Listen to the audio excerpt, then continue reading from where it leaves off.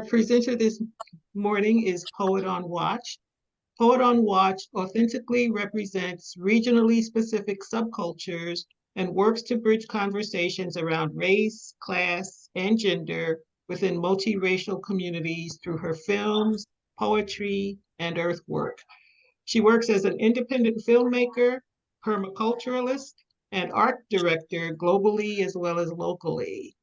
Her digital storytelling, media literacy education, and oral history documentation workshops are offered to theater companies, universities, cultural organizations, and individual artists throughout North America, Africa, and Europe. In addition to being the founder of Newark Women in Film, she is passionate about showing fellow Newarkers the benefits of growing organic, nutrient-rich food.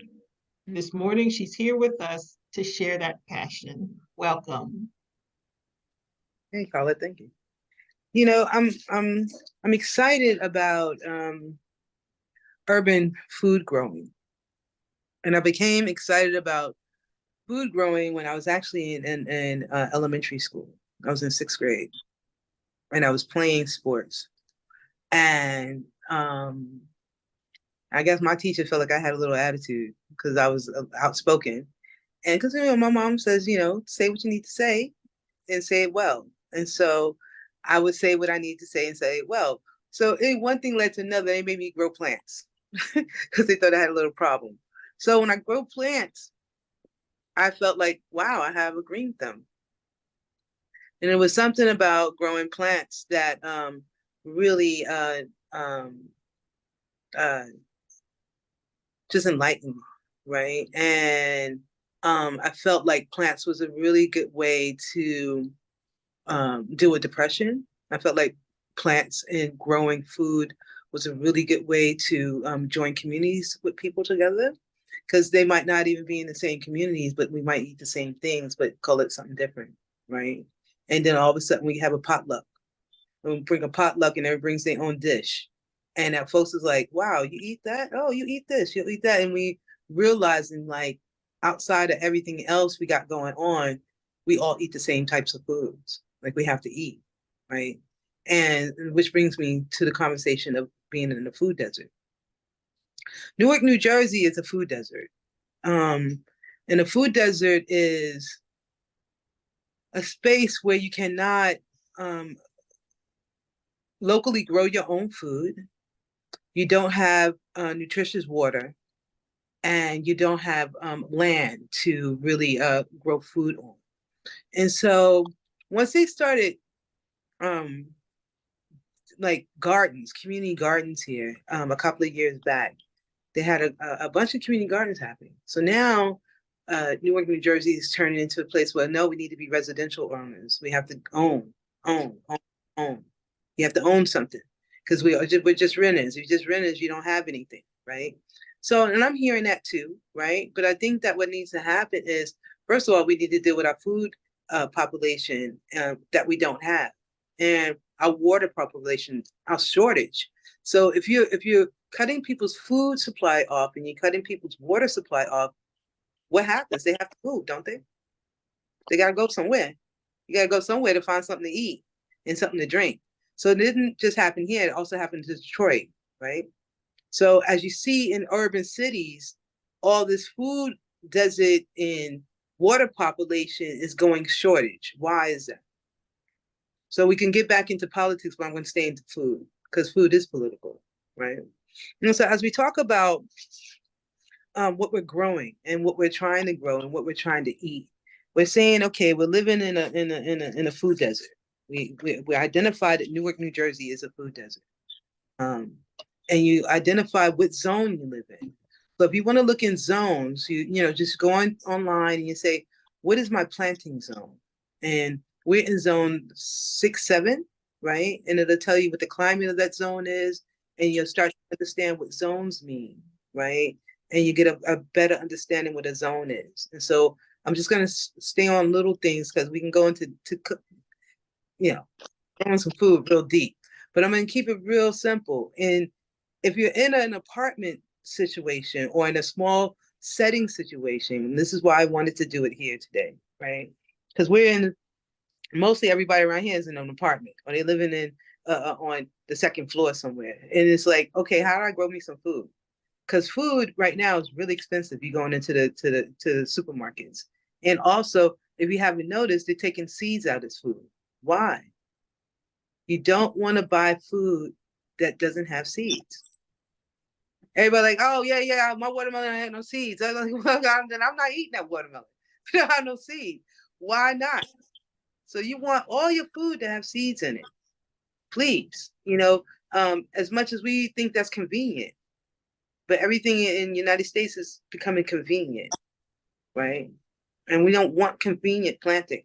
Like you go into different other countries and you're looking at when do they eat cabbage? They only eat cabbage a certain time of year because that's the only time they grow it. Well, we have cabbage all year. We have grapes all year.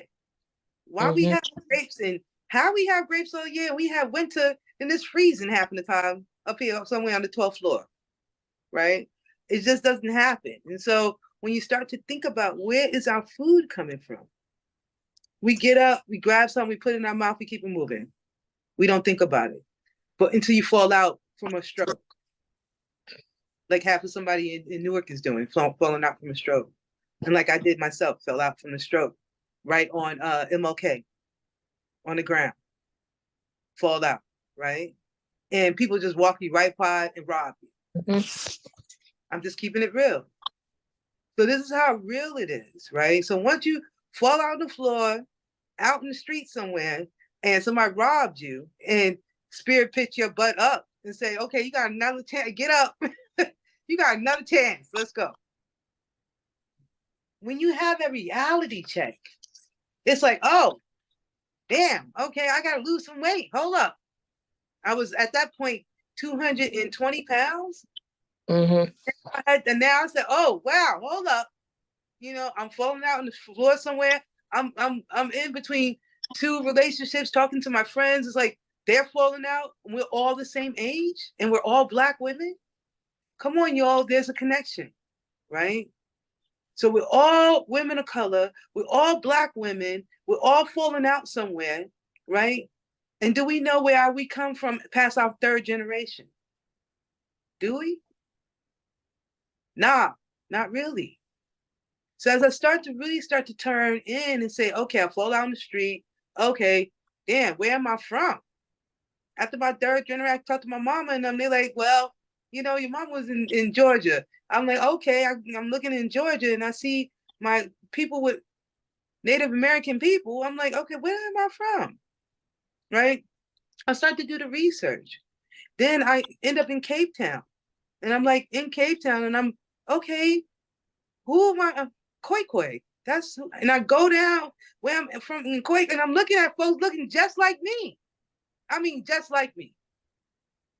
But we're all in a situation, right? And I'm like, okay, we're in a situation.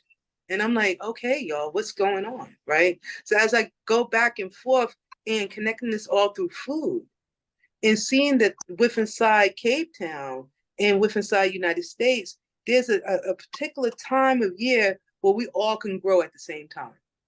Where the climate with inside way over in China somewhere, it's the same climate right here in the middle of Cape Town in South Africa, in United States, right? Then I start to learn the equator and understanding what the equator looks like. And what does it look like at nighttime when I'm growing, right? When the stars are out. Because that's when the women are giving birth.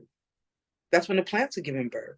So as we start to think about how plants are connecting to us biologically, and how then I say to myself, how do I heal myself after I fall out in the street?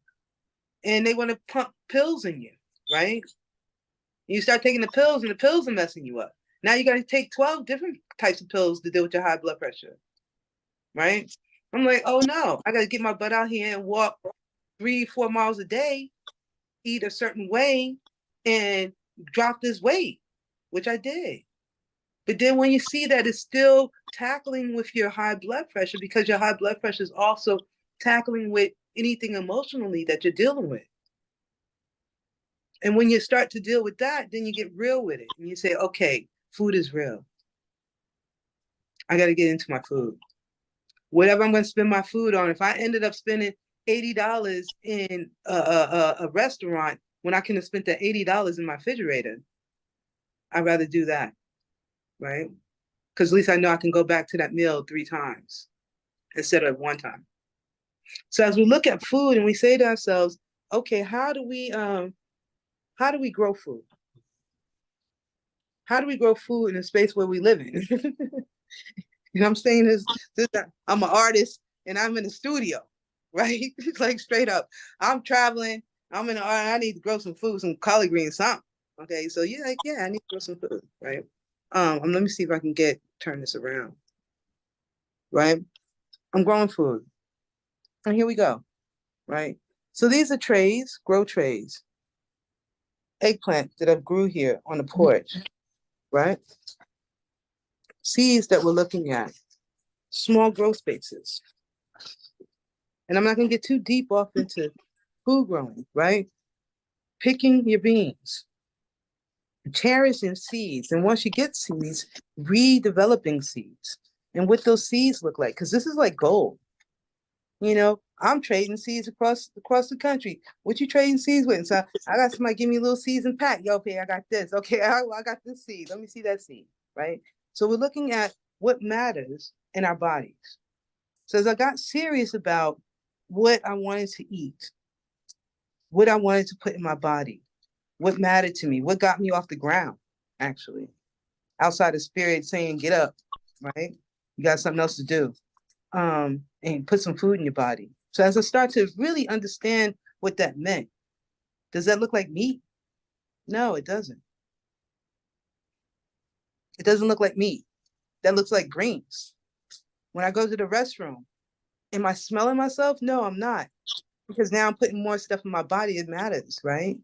So it matters, right? And as we start to get really serious about what matters, it matters. So as I look at that and I say, okay, well now how I get to grow some food here in Newark, New Jersey? Now I got to go to Newark, New Jersey. Now I can say, okay, Newark City of Newark, the Department of Economic Development, Management Property. Newark is not trying to give you no land to grow on. And this is real. So when you start to really start like, oh, wow, they're stopping us from even growing food. What does that matter? United States is stopping us from growing our own food. Do y'all realize that? United States is saying you cannot harvest your own seeds. This is where we're at right now. They want to control the seeds that we get. So that's why I'm trying to get as many seeds as possible. And before they start locking seeds down and we can't get seeds anymore, which is really, really important. Do you know that you can't bring seeds across the border? Right. Right? Mm-hmm. And you're like, well, I can't bring no seed. Wait, hold up. You can't be coming over here with these seeds. Bring no investing agriculture over here. Hold up. Right? Because something over here growing crazy might not grow over in another state crazy. So we're looking at seeds, right? Seeds. How do we slow it down? Now, from a seed, I'm making a bowl, which takes the time to process, which brings us back to sit your butt down somewhere and relax. Not working 18 and 20 hours a week and not really getting paid, right? And not even eating well, because you working 18, 20 hours a week, and now you're eating fast food all day, drinking coffee all day, putting that in your body all day, and then you're wondering why, wow, I'm not feeling really good. I'm not really happy. I'm not really in my relationships. All of that matters around your food. Because when we start to develop relationships, where are we developing relationships around, right? Around food. I'm gonna get into this last section of a food desert. And what is a food desert? So as a food desert, when you're living in a food desert and you're saying to yourself, I ain't got a place to play, I got a patio. Yeah, you do, right? And in this patio, we have plants, right? I cleaned this out. This is my collard greens growing. I'm gonna have some collard greens. I'm about to put these collard greens over here on the side I'm gonna have 2 beds of collard greens. And now what? I don't have to go into the store to buy what? Collard greens. Right? So things that you can grow home. Eggplants, tomatoes, right? Still growing. This is my peppermints. This is some really good peppermint tea that I'm making right here. So as things are growing out, as I cleaned out this whole bed, I looked at it and I said, how do I make soil? I make soil by really putting food waste in my here. Instead of putting meat out here, I put my food waste out here. And now I remake soil constantly. That's a whole nother class, right? Just how to make soil. So soil, all this soil was made here on this porch. I made this soil. So making this soil, I know that the soil is nutrient rich and it's strong. Yeah. And it's powerful. Oh man, it smells great, right? That's really good soil. So what I also had to do, and I said to myself, it would be really nice if I had some worms up in here. You know, I would go out here and get some worms, put some worms up in here. And then we're ready to go. And now you're ready, your soil is potent, ready, and doing this thing, right? So as I create soil from food waste, now you don't have stuff in your studio wasting out. And you're not buying stuff. Now you're not spending money on products, right? Which is important because going into the supermarket right now, you're spending some money on some lettuce, right? So this is what we're talking about today. And then from all of this food, first generation you, second generation is you and your family. Then outside of that, it was a trade, right? Now it's a trade. I do a trade, do a little sell, maybe, I don't know. We do a trade with another gardener. Oh, you have cauliflower. Oh, I have an eggplant. Great, let's trade. Now we trade. Now from that trade, you say, oh, I need to sell something so I could buy more seeds, right? Then you buy seeds. Now that's a generational, you go in circles in your generation of wealth. Instead of it one time generation, it was 3 times, right? Now you're in 3 times generation. So from that 3 times generation, you said, wow, I went from 3 times generation, selling my food, eating my food, growing my food 3 times. I'm excited. Can I get some land? No, I'm up in this damn apartment and this is what I'm doing. That's okay. Now you're doing seedlings. Folks that can't even grow food, now they need seedlings because they're going out buying seedlings for $5 and $6. Now you're selling the seedling for $2, right? Then from that seedling, you're saying, I made soap. From that soap, I made more soap. With a design on it, it's real cute, right? Then I made from that soap, I said, oh, okay, what we need? Well, how are we healing ourselves? Hey, the babies need some soap. Baby soap. Then from baby soap, I know a whole lot of folks that's working their asses off. And so they got arthritis. I need to make some arthritis. Arthritis is made, right? So as you look at the generational wealth of what it means to be healthy, what it means to be born healthy, what it means to be invest in health. Health is wealth, right? Any questions?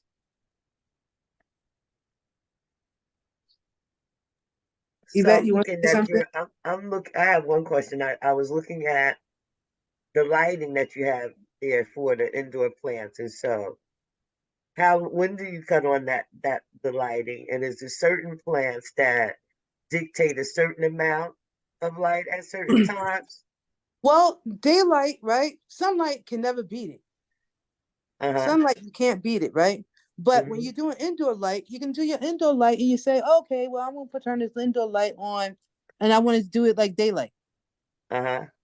right? So you got, let me see, am I plugged up? So you have your daylight, on, right? Mm-hmm. So this is daylight. You see that? Uh-huh. You see the difference on that light? Now, from that daylight, I said, okay, I want to do a little bit more shade. I want to give it a little bit more shade light in it. And I say, okay, I'm going to change it up to a color light. So that color Mm-hmm. light gives it a more a tint into the sun, right? And Mm-hmm. gives it a more radiant on the plant. and also less light in your house or wherever you growing in your grow house, right? Mm-hmm. Then from that, you say, okay, well, I want to change that into a more darker light, and it gives it a more radiant sunlight. So this grow light, and it goes back to sunlight, right? That's sunlight. If you don't have a whole light in your house. So those are the different planting lights that you have going on right there. And this whole setup right here is no more than like $200. Mm. Got it. You know what I'm saying? And your mats. So you're looking at mats, light, everything, no more than $200, Good to know. right? So you Yep. got your setup. Then you out here in your now your greenhouse might cost you a little bit more, right? Greenhouse, you might get a greenhouse for like you probably get like that's a nice greenhouse. So I got this greenhouse for probably about $500, right? But I've had this greenhouse now for like almost 4 years, Mm-hmm. and this greenhouse works. You know, works for me, and it works in small spaces because I'm growing in small spaces, and I wanted to know how to develop in that. Now, Yvette, you have something you want to say?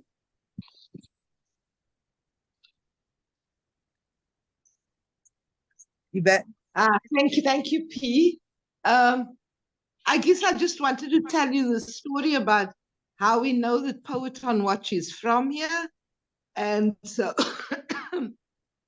we're the first people, the oldest people of this part of the world. We're the first South Africans. And we have a particular gene that enables us to cross the desert so we can go for lengthy periods without food and water because our kidneys store salt in it. Our kidneys store salt, and that enables us to store water. So the reason why P had a stroke, the reason was because that blood pressure medication wasn't working for her. And the reason why that blood pressure medication wasn't working for her was because she possesses this particular gene that stores salt in the kidneys. And that's how we came to discover that genetically African Americans are closer related to us than anybody else in the world. Culturally, you're from West Africa, but genetically, you're from us because the only people that would survive the Middle Passage were these people that possess this particular gene. So P brought me knowledge as I watched her heal herself and teach herself to read and teach herself to see and to speak and to come back and really heal herself through this garden and the food that she was growing. I also came to realize that if she hadn't had the stroke, I would never have had that knowledge. So I offer you this knowledge and share it with you. Thank you. Any other questions, Joe?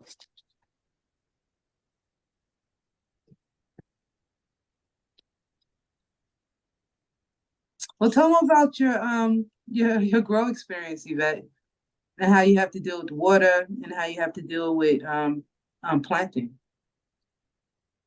So down here, it's pretty windy, but I'm grateful for the wind because without the wind, we wouldn't have been able to afford to buy this place. It's about an hour's commute from town, which is very decent, but it would have been very expensive, except for the fact that everybody said you can't grow nothing here because of the wind. We get a terrible wind from the uplands. We're right next to the coast, and then the cool air on the coast and the hot air on the uplands creates a terrible wind.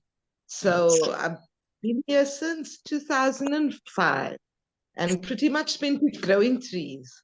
And so I knew I'm pretty good at growing trees and shrubs and herbs. So some of the herbs that go into the soap and the products that P was showing you, they come off of the stand. Some I've got to buy in because they don't like my place. But it makes a living. In fact, I also had a car accident in 2018 and for 4 years couldn't use my brain.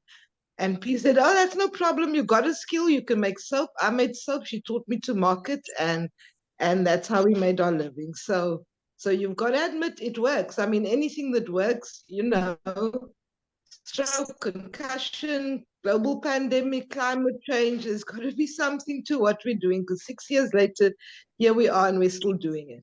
But the one thing I never believed I could do was to grow food. I was growing pretty herbs, tough stuff, but food, it needs that attention. it's like babies, tender, loving care. Then P came and she taught me. And I was like, wow. And so these days I grow it. I won't say all my own food, but it's become my aim to, because I take it so the more I grow, the less I have to sweat at the day job to make money. So I'm tired of the situation where I go work at the day job and make money to go buy food that other people are growing. It makes no sense to me. So thank you, P. We got this little international gardening group, a Facebook group, and on the she teaches people to grow food internationally. But I'm one of the people, whenever I eat a golden beet or a carrot, and I go, thank you, P, teaching me how to grow food. Yeah. Any other questions? I see folks on here now. Y'all get talking now. So I got something.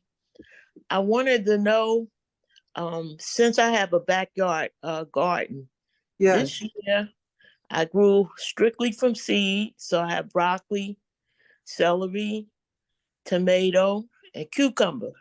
Yeah. Now, it was very hot. It was humid. Mm. And I only got little one spot of broccoli in all these months, right? It finally came up. So Okay. my question that I didn't face before when I bought the seedlings, and maybe because of the intense heat, is how do you deal with the heat, with the high heat? Because it seems to stop some of the growth. Just like if you planted too early and you were planting in March or something. But at this point, I'm getting large tomatoes. They're beautiful. I'm getting, like I said, the one little spot of broccoli.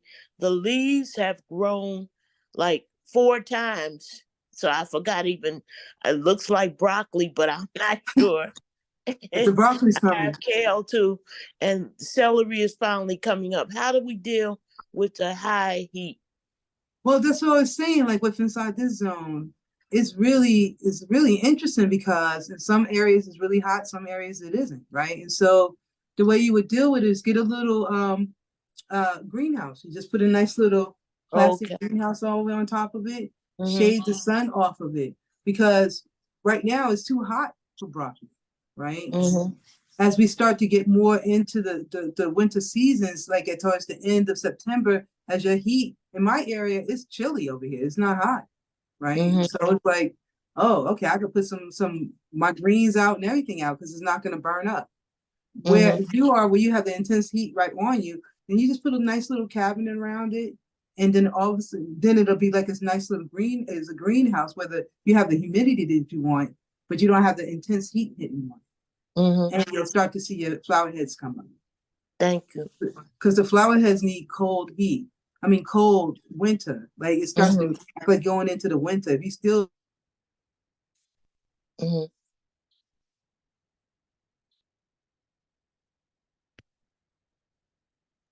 We lost her for a moment, so you'll figure it out, I think. Yvette, in the meantime, can you tell us about some of the food that you've been growing? So I have Yes. grown tomatoes each year, cucumbers each year, celery. This is my second time, and I'm overwhelmed. It's so beautiful coming up. I never knew how it grew. I also do my own compost. I call it black gold because one time on the radio show, it said, make your compost heat. Now, all I do, I don't put food in it. I don't put waste in it. I just pile up my leaves and I leave them out there through the snow.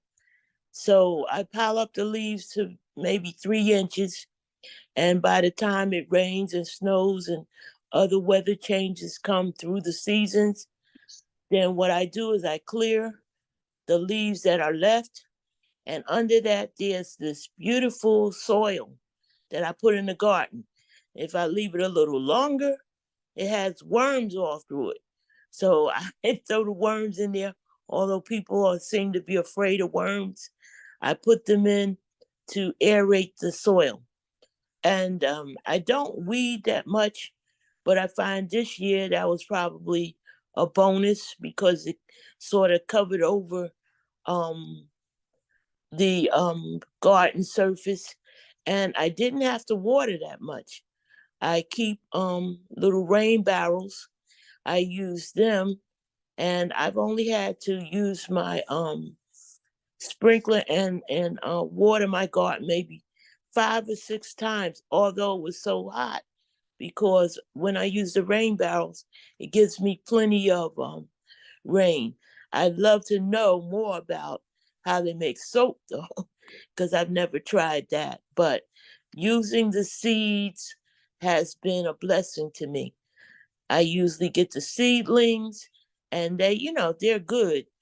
But the bonus has come through using to take the little grow pots and I put them in the sun porch and I put 3, 4 seeds in each of the sections of the grow pot. And it takes about 6 weeks tops before I can put them outside in the garden, but they just grow on their own. I stave up the tomato plants with old broom handles and tie them up, and everything goes well. The cucumbers, everything goes well.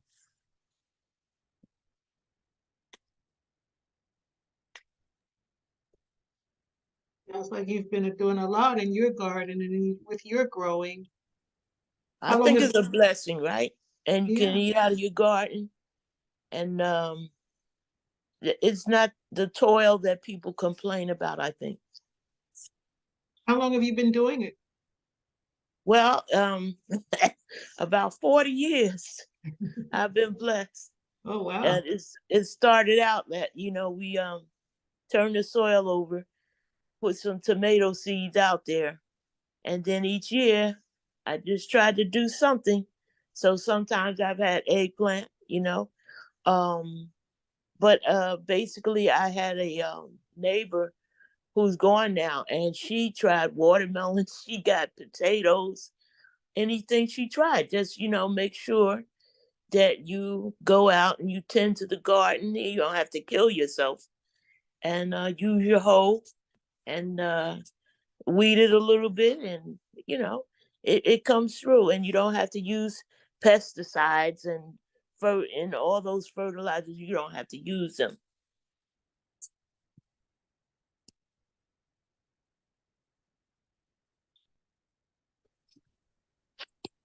Glad you're back. Okay, yeah, I'm back. Okay, here we go.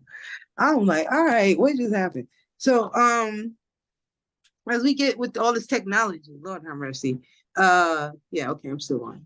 So as we get with all this technology, and I think that as we look at food and we look at a food desert, we're in a food desert in Newark, New Jersey. This is where we at. And so as I talk to Cape Town, as I go from Cape Town, South Africa to Newark, New Jersey, and I realize like we're really a lot alike. Both cities are really a lot alike. Um, and Cape Town is really more of a agricultural space than Johannesburg. Johannesburg is more city, right?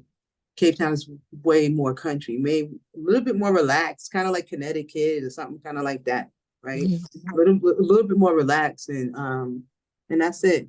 Any other comments? I'm sorry, I had to jumped out. Any other questions? Miss Richard would like to know how to make soap. Yvette? I'll come over there. I'll come over there, my fall, your spring. Then P and I will travel together, and I'd be delighted to teach you to make soap because it's what makes the land work. It's what makes the land feed me. Let me put it that way. Because no matter how much food you grow, then there's stuff you got to buy, and not everything likes your land. Kathleen, I want to say in response to your question, I want to say that it sounds to me like you're a great gardener. It's you need maybe some shade. I've got pots in my garden that are shady, so I'll grow. So we grow right through our winter. We don't get. I mean, we get frost for a few days in July, but it ain't that bad. Mhm. But pots in my garden under trees, and I garden in baths and raised beds. Like whatever I can find to put a worm farm in, I put a worm farm in, and then I plant my plants in there. And then I have some in the shade under trees so that, you know, when I want to grow winter crops like kale or Swiss chard, collard Mhm. greens, you know, some things just like the cold. Mhm. But it sounds to me, I mean, the bottom line is you've got to have a wide variety of crops, because this year with climate change, people was also complaining in Newark, New Jersey, it's been a rainy summer. It's been hot, but it's been raining. So some crops didn't do so well, but you know what? The cucumbers were 6 inches thick and a foot and a half long. So, you know, you've got to Mhm. plant a lot of different things, because some are going to do well and some are not going to do so well. Thank you. Any more questions? Well, we have two board members that have joined, and I'd like for them to introduce themselves. Dina Corbin and Richard Whitten.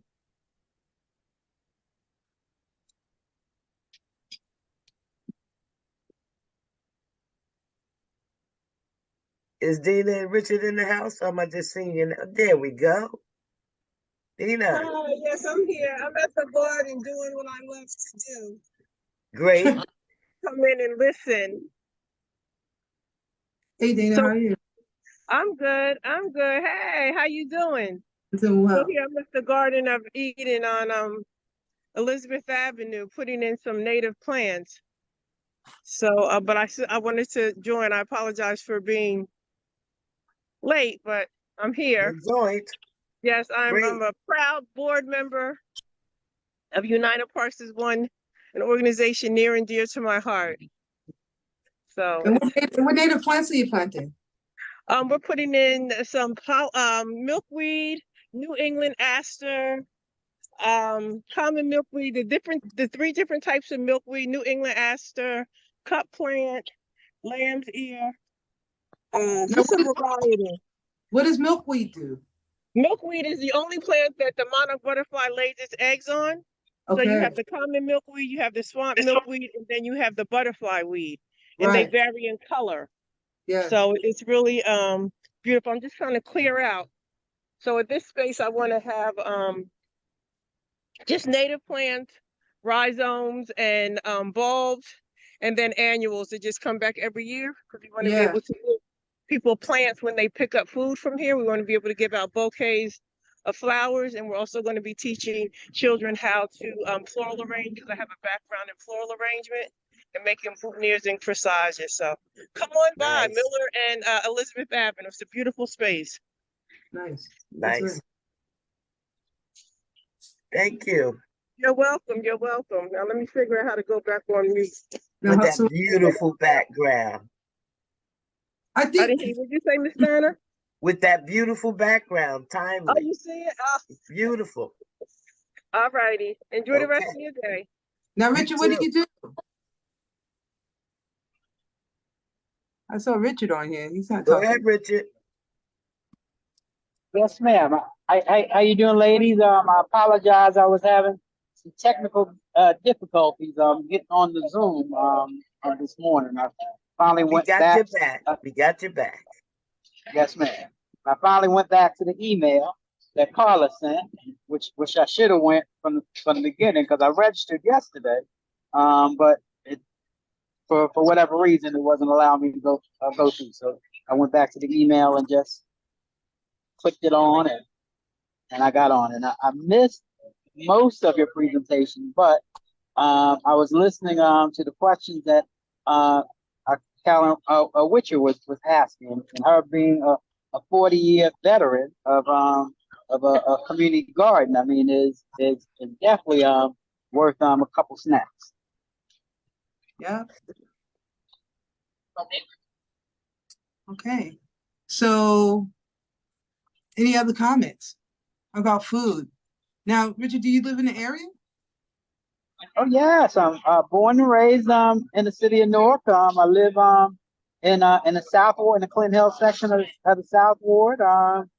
And I my dad uh, grew a garden, and he actually won a couple awards that when the Great North Conservancy had a community garden. He was very proud of his tomatoes and his cucumbers, that he would serve to us in the salads that he would make for his family.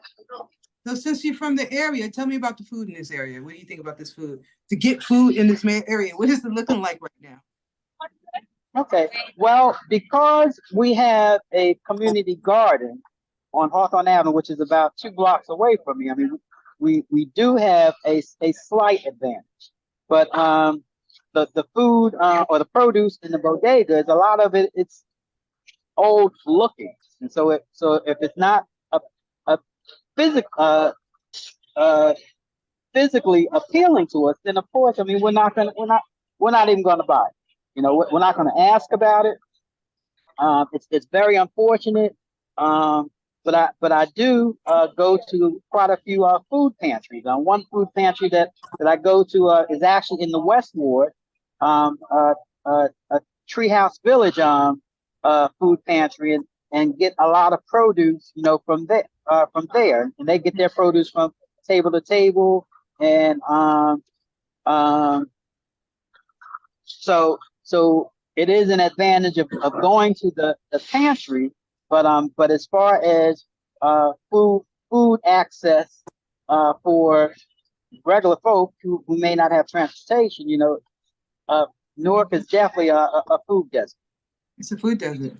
Yeah, thank you for sharing that, because that's important. I think that we don't really realize, because people's picking up some snacks and picking up some chips and they're picking up some, something else, but they're not picking up no real food, right? Putting in their mouths, right. And say, or they're not getting used to the food. And so it's interesting. And so when I kind of moved into this area, and I really started to realize, that Newark was a food desert, but I'm going back and forth to Whole Foods until Whole Food prices started hitting my pockets. I was like, hold up, wait a minute, and then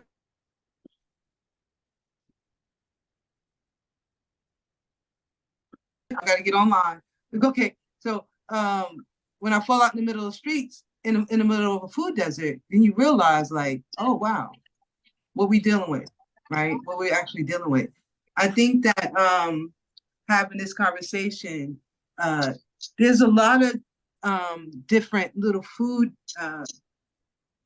grow lots, right? But what I'm seeing in Newark, how do we make a community garden for real? Because cats say community garden, you show up, you can't get in the garden. What's going on?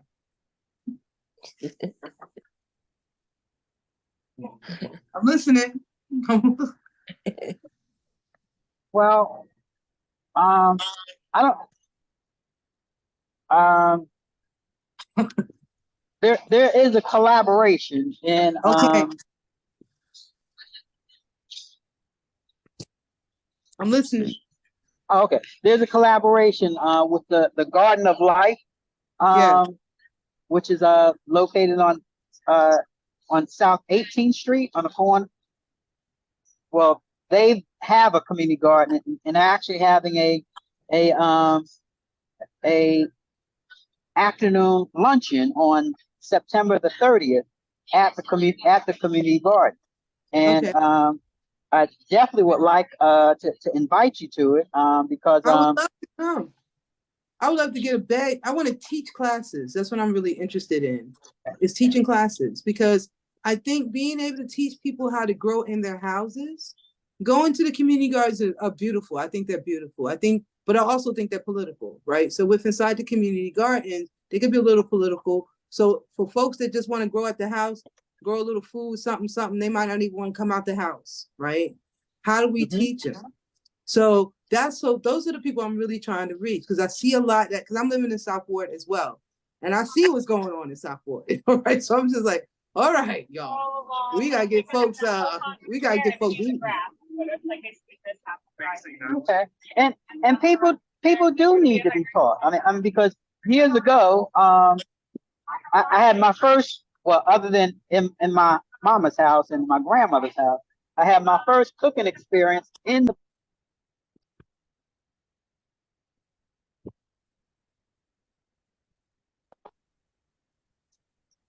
when we had home economics, you know, Yeah. and at that time, you know, there weren't that many fast food restaurants. McDonald's wasn't a hit yet, you know. Right. And grandmothers taught their grandchildren how to cook and how to prepare, you know, for their children. And you had more moms, you know, who would prepare food, you know, for their family before they went to work or after they came home from work. Yes. Whereas now is there isn't that connection, you know, from the elders, you know, to the younger folk. Um, and I also say because there isn't much interest, you know, from the younger folks to learn from their elders. Um, of course, you know, there are some exceptions to the rule. There are still parents, you know, who cook 2 or 3 meals a day, or Right. who are prepare their food for the week, and who will cook from scratch. Right. You know, and not so much as cook from canned foods. I mean, I'll admit I'm a a, a victim, or I do eat, you know, some canned goods, but as I get older, I'm eating more fresh products, you know, more products that directly came from the ground, or more frozen products, you know, because I hear, you know, that those things are a little bit healthy.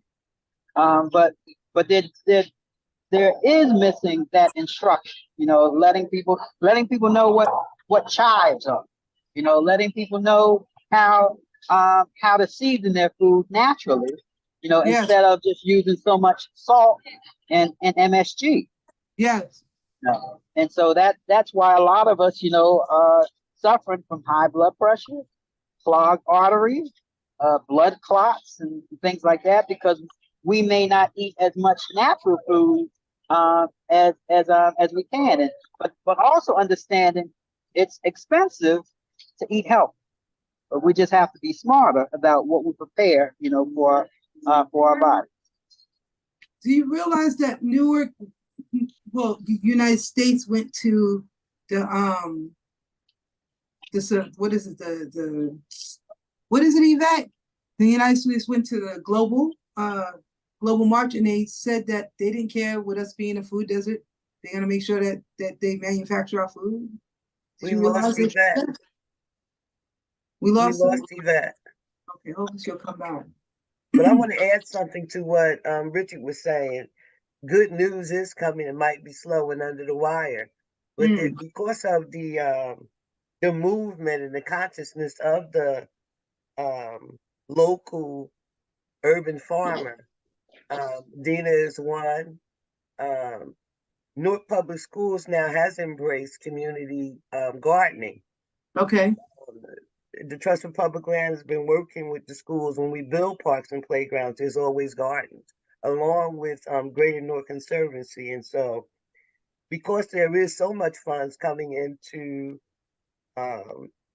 not just Newark, but most urban areas around the country that are food deserts, people are being open to teaching the children from community folks that are master gardeners and farmers, from seedling, the different uses of the seeds, food, medicine, flowers, and all of that. And so with that, food demonstrations are being done with the students. And so they're learning from the seeds, through the seedlings, through the harvesting, and the creating the foods, salads to eat. I was at one of Dina's classes. We're showing how to do your own humidifier through the oils, and your liquid soaps through the lavender. So teaching the children, and they're coming and showing us and giving what they're doing. And so, you know, with United Parks as one, and all of the local folk, it's not just about the seeds, but all the different things that you can do to grow your own. And so the children are learning and taking it back home, but then also it's multi-generational because there's seniors coming to help during that down season. And so it's intentional, might be slow, and it's pockets, but it's happening.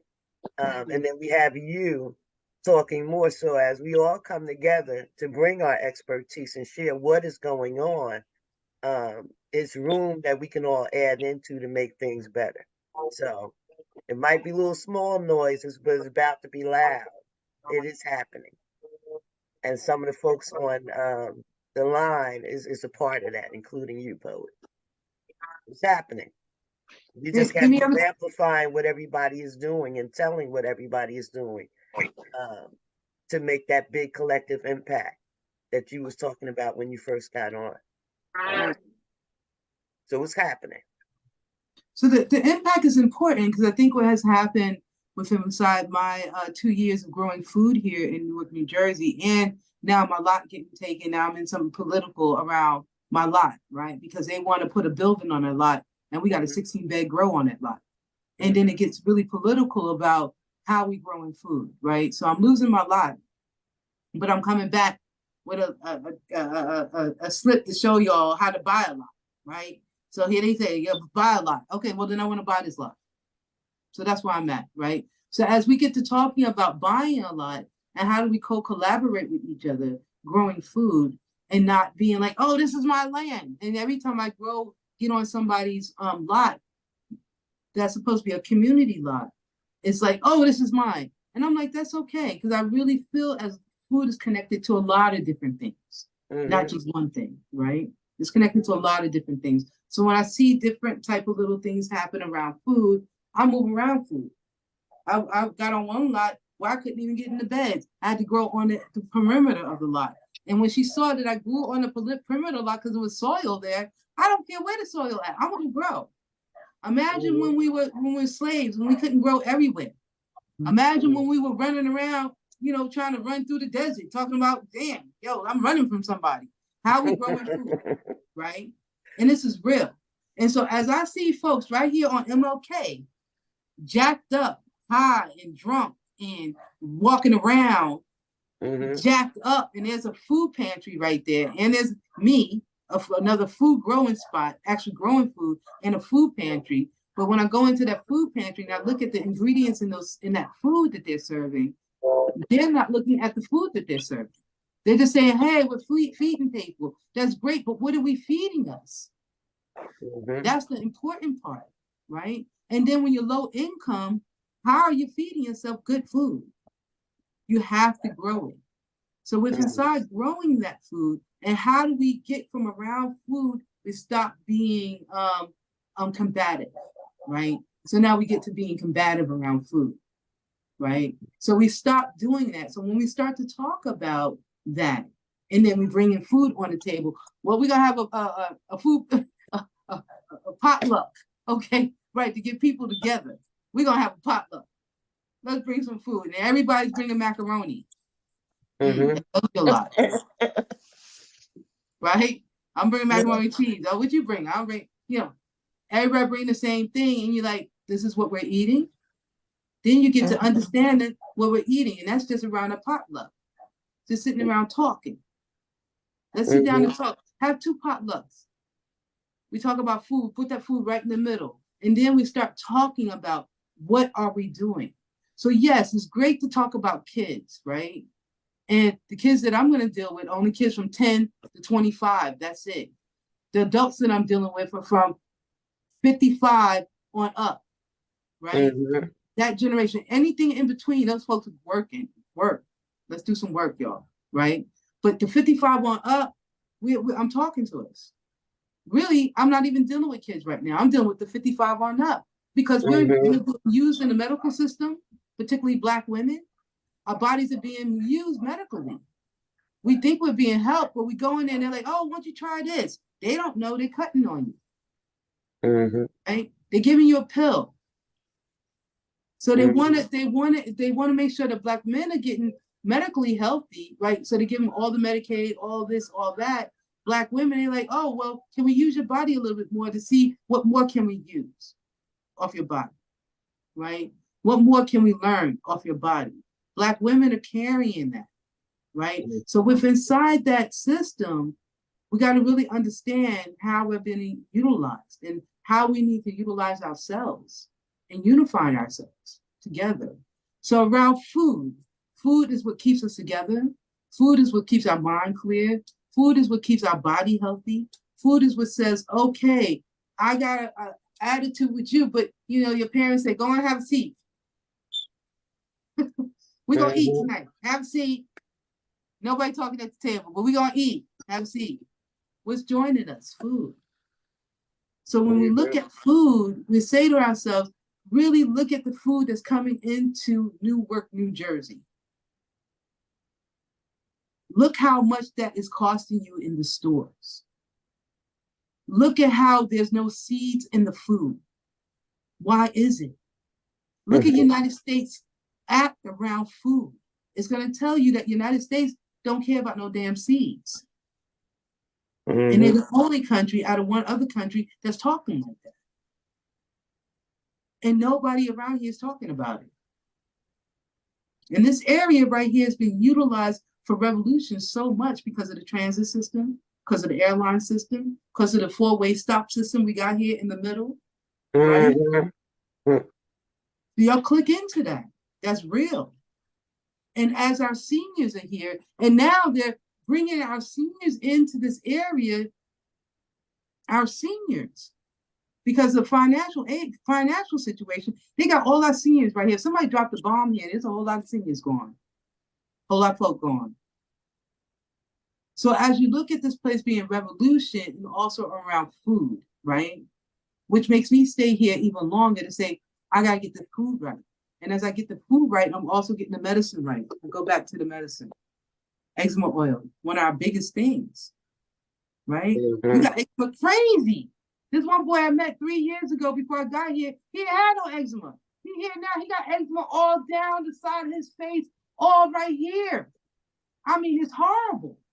When I go see him today, I'm bringing him some eczema. But I'm gonna be like, yo, I don't want it out of my heart. I'll be like, yo, let me give it to you, but I gotta sell this. I'm like, this $18, yo.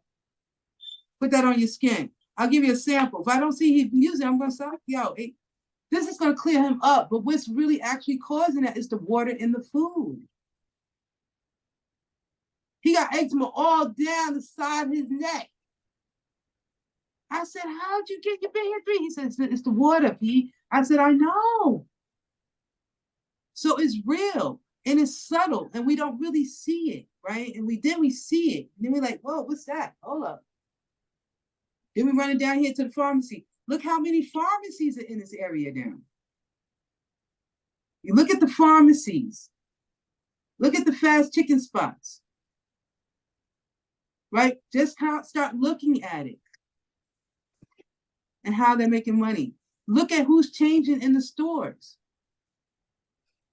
So they're putting the Chinese community into the stores, right? The Asian community into the stores. But the dark-skinned Asian people like us, they are ancestors.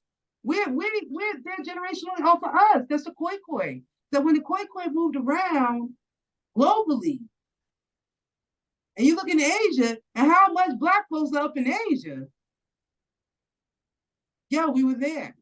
So with inside that, the melanin in our skin is what keeps us alive, right? So how do we cherish that? How do we nourish that? How do we make sure we have the right seeds we put in our bodies? So that's my lecture for today. It's food. I'm living in the food desert. And what does that mean for us to be in the food desert? And how do we join community around food? I mean, out of all the community gardens I've been in, right? And as the community gardens change leaderships and folks get to arguing and folks ain't putting the beds in and whatever's happening, right? I've been in so many different ones. And I'm just like, oh, okay, this is what's happening. All I want to do is sit down at the table, do a potluck. Once I sit down and do a potluck, I really understand what's going on in that community garden. Y'all can front and say whatever you want to say, but we're gonna do a potluck right quick. And then I want to see what you brings to the table. I'm ready for looking at food. Right? I'm ready for a potluck. Come in. I'm ready for a potluck. There we go. I'm ready for a potluck, right? Let's do a potluck very soon.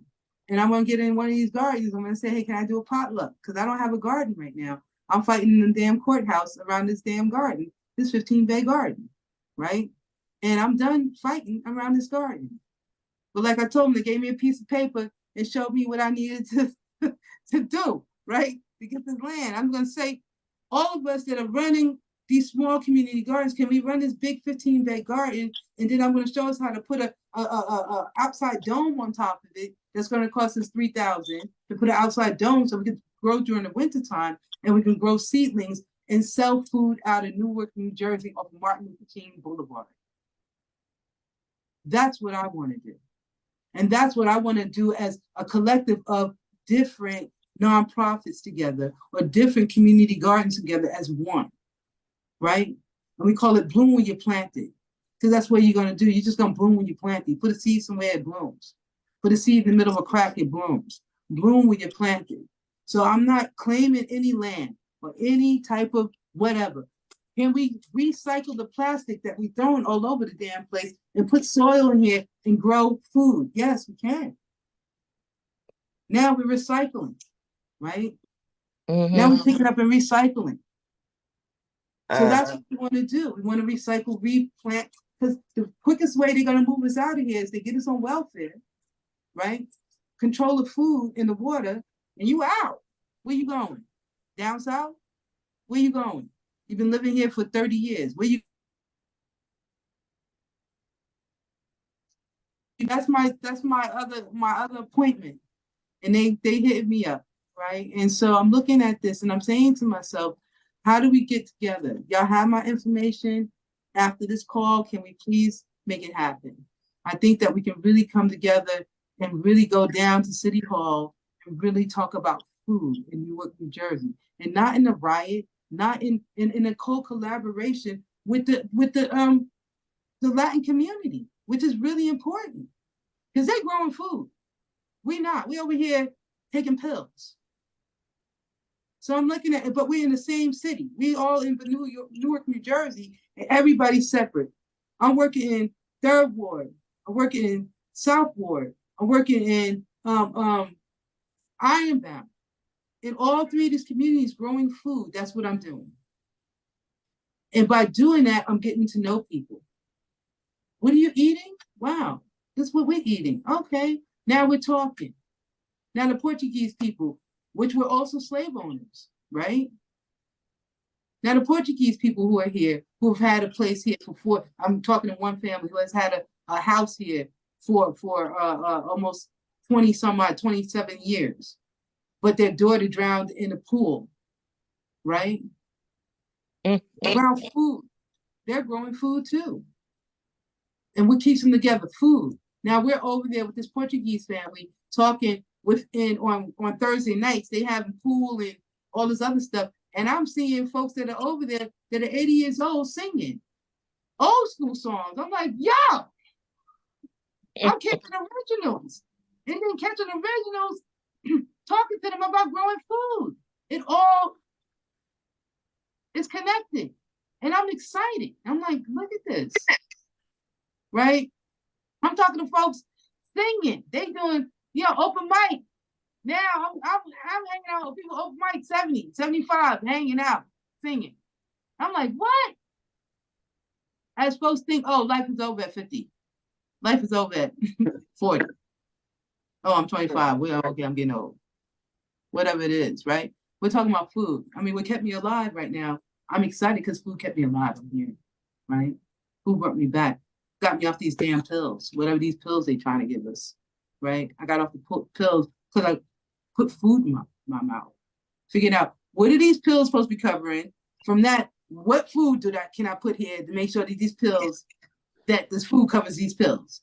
And that's what I did. And once I got the food, and Yvette and I did that together, then I went to my doctor here in town. Could you approve this, please? He said, P, that's working. Look at you. Look at how much weight you just lost. Look how healthy you are. Look at your skin. Yes, I'm approving that. Bam, he approved it. When you go to the doctor, you tell the doctor what you need. Y'all talking. He ain't telling you. I mean, I know we go in there, we're a little depressed too, right? Like, damn, how am I feeling? Then we closing the door. We don't want everybody to know what's going on. Make sure you go to the doctor with somebody. Make sure you bring somebody with you to the hospital. Because the people in the hospital about making money. They're not there to be friends. Right? And that's just real. Even though you've had your doctor for 10 years, 12 years, but he there to make money, y'all. And I'm not hating on doctors. I'm saying just be clear about what you're going to the doctor for. And especially if you're on Medicaid. Right? So I'm talking from Medicaid. And we're going to be on Medicaid and still have a good job. And you're still on Medicaid because you can't afford the medical care. Right? Or you need subsidized medical care, which is okay. But you have to understand your medical care. So since I understand my medical care, I understand what I'm doing with my teeth, I understand what I'm doing with my skin. And as I get to learning, because doctors will take advantage of it. Oh, yeah, I'm going to take that out. Oh, I'm going to do this. I'm going to do that. No, hold up. Hold up. This is my body. Hold up. And particularly for Black women and for women with deep melanin. Black men, they're like, yeah, we want that seed. Come on, let's get that man ready. Let's get him to spread that seed everywhere he wants to spread it. Right? Black women, it's like, okay, they're utilizing our body because this is where they get the experiment from. That's why they're cutting us with no anesthesia. That's why they're cutting us. This is real. So my blessings. I'm out.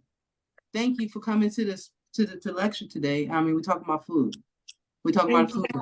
We're talking about what matters in our bodies, what's important to us. And thank you.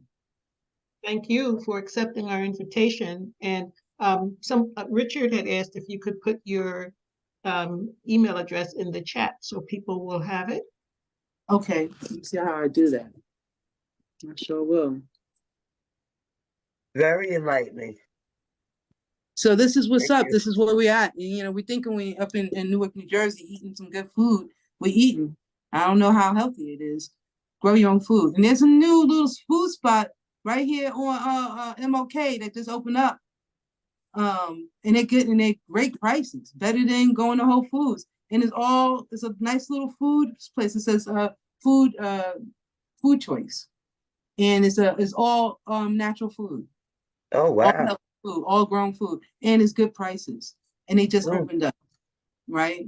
But I want us, all of us that are running nonprofits, we need to meet one more time in Newark, New Jersey. Start one big thing, right? And get us a plot and really sell food. Teach and sell food, because I could definitely do that. Because we can do that, and not just to the youth. I'm talking about 55 and up. That's who I'm dealing with right now. There's some grown folk. 55 and up. Because that's what is utilizing our bodies. That's where they're getting the medication from. That's where they're throwing the medication in our mouths. The kids are great, but the 55 and up, I want to keep us here. You know, when you see us walking around with this gap in our tooth, that's from the koi, all right? There's a whole lot of us walking around with this gap. I'm a gap too. That's Mine just came out, so I'm from that tribe. That's that gap a big one like you. Big one like you. That's right. And when you close that gap, because when you go in the dentist now, they're trying to close the gap in your mouth. Right. But anyway, I'm really, really happy to hear you here. Glad you're on the 55 and up, because I'm not over 55. That's 55 and up. Right. That's but where I'm at. I want to tell you, we've been working with the babies. 3 and 4 year olds is doing gardening. So we are multi-generational. And I believe in the babies. I think the babies are beautiful. So we got to have it collectively to win the race. So we on our way. And you done muted out. Come on, sis, open up. Can't hear you.